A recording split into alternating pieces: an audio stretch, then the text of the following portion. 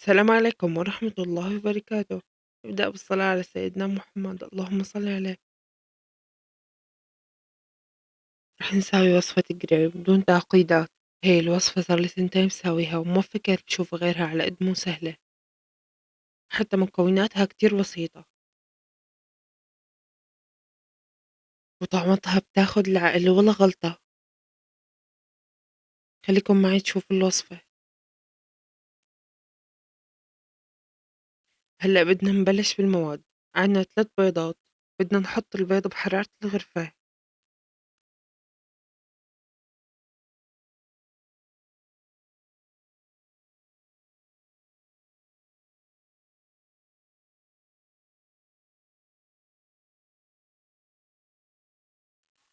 نحط الفانيليا والحليب.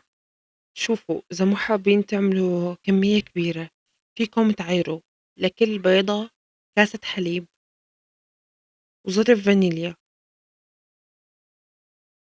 رح أكتب لكم العيارات بصندوق الوصف. هلا حطيت 3 بيضات ورح أحط 3 كاسات حليب و3 ظروف فانيليا.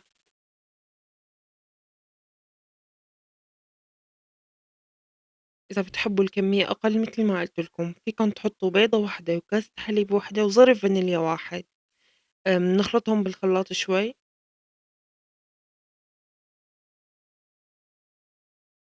هلا بدي أضيف الزيت، بحط 3 معالق لكل عيار، يعني لكل بيضة وكاسة حليب بدّن معلقة زيت. يعني أنا هلأ على عيار اللي عم ساويه بدي 3 معالق.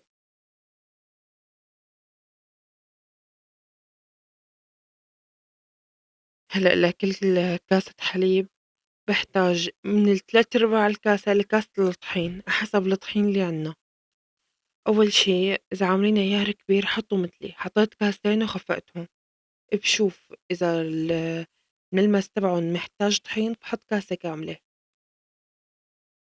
إذا مو محتاج كتير باحط 3/4 يا نُص حسب الطحين، بس على الأغلب كاسة الحليب بتاكل 3/4 الكاسة طحين للكاسة بالكتير. متل ما قُلت لكم بترجع حسب الطحين.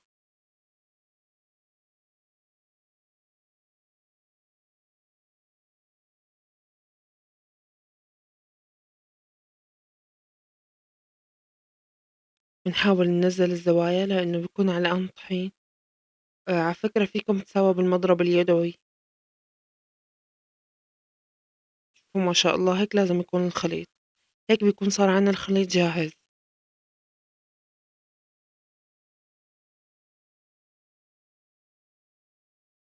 أنا بدي أقسم الخليط نصين لإنه سويت عيارين، بدي أساوي نص كاكاو ونص على حليب. هلأ قسمنا الكمية لنصين، النص التاني باحط له ربع كاسة كاكاو، باحط كمان ربع كاسة حليب وبنخلطهم.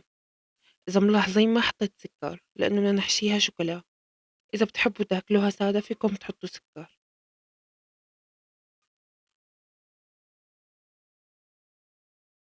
هلأ بلش تغير اللون معنا لإنه حطينا كاكاو.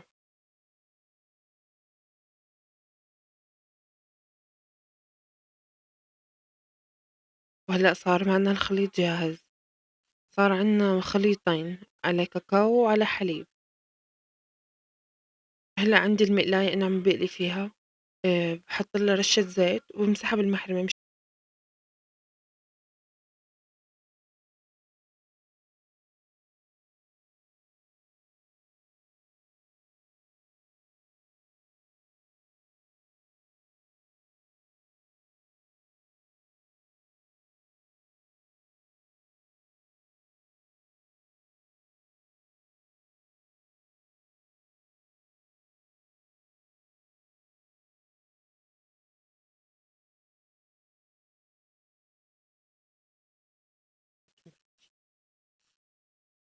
وهيك بتكون خلصت معنا القريب. شوفوا ما شاء الله كتير طرية.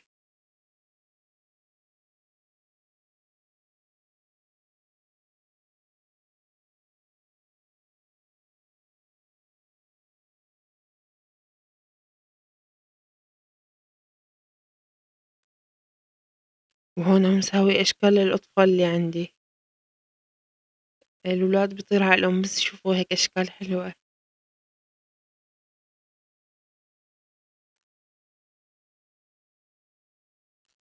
نصيحة لا تقلبوها حتى تشوفوا الزوايا تبعها استوت، شوفوا ما شاء الله. وهلأ عندي الشوكولا، حطيت 5 معالق شوكولا و3 معالق كريمة خفق، فيكم تحطوا زيت، بس أنا باحب الكريمة مشان النكهة. عندي ظرف كريمة شانتيه، رح أحط عليه نص كاسة مي باردة، بنخفقهم كتير منيح متل ما شفتوا بالمضرب اليدوي حتى يتماسكوا. وهي منظر الشوكولا بعد ما حطيناها على الحمام مائي، هيك لازم يكون القوام طبعًا مع التحريك. وهلأ وقت نحشي الجريب.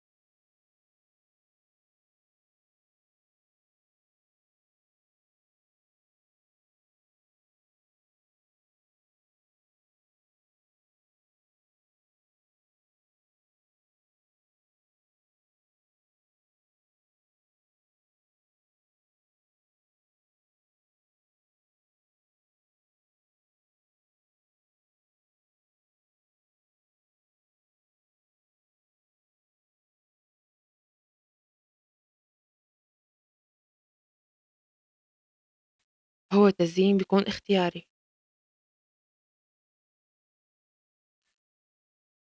التزيين بيرجع اختياري، أنا حبيت أعمل لكم طريقتين، وهيك بتكون خلصت وصفتنا. باتمنى إذا عجبتكم الوصفة تحطوا لايك وتعملوا لي تعليق حلو متلكم.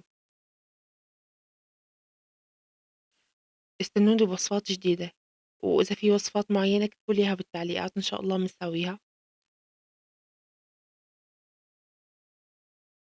لا تنسوا إذا عجبتكم الوصفة تشاركوها مع أحبابكم، وباتمنى منكم إنه تجربوها وتكتبوا لي بالتعليقات وقت تجربوها، وأنا بوعدكم إنه 100% تزبط معكم. شوفوا ما شاء الله منظرها بيفتح النفس. يلا نختمها بالصلاة على سيدنا محمد، اللهم صل على سيدنا محمد. أشوفكم في فيديو تاني، يلا السلام عليكم ورحمة الله وبركاته.